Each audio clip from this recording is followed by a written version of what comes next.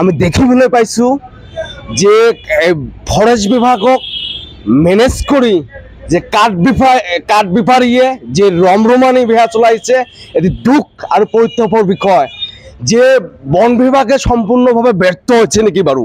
কাৰণ আমি যোৱাকালি দেখি আমি আচৰিত হৈছোঁ। আমাৰ হাতত তথ্য আছে, কাঠ মাফিয়া নিজে ফৰেষ্ট বিভাগক লগত ৰাখি যি ধৰণে ৰমৰমানি বিহাই চলাই আছে, এই কাণ্ডক আমি ধুবুৰী জিলা ছাত্ৰ মুক্তি সংগ্ৰাম সমিতি আৰু কৃষক মুক্তি সংগ্ৰাম সমিতিৰ ফালৰ পৰা ধিক্কাৰ দিছোঁ, গৰিহণা দিছোঁ।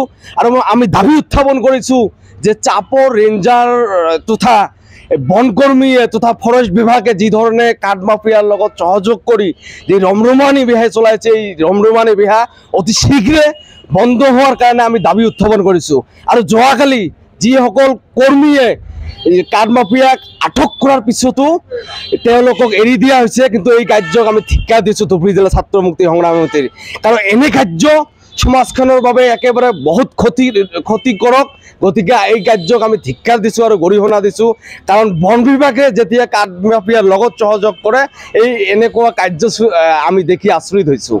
কাৰণ এইখন অসমত যিদৰে কাঠ মাফিয়া যিদৰে দপদপানি চলি আছে, বিলেচিপাৰা তথা চাপৰত যিদৰে কাঠ মাফিয়া দপদপানি চলি আছে, এই কাঠ মাফিয়া দপদপানি এই অবৈধ কাঠৰ বিৰুদ্ধে কঠোৰৰ পৰা কঠোৰতম একশ্যন লোৱাৰ বাবে আমি ধুবুৰী জিলা ছাত্ৰ মুক্তি সংগ্ৰাম সমিতিৰ ফালৰ পৰা দাবী উত্থাপন কৰিছোঁ।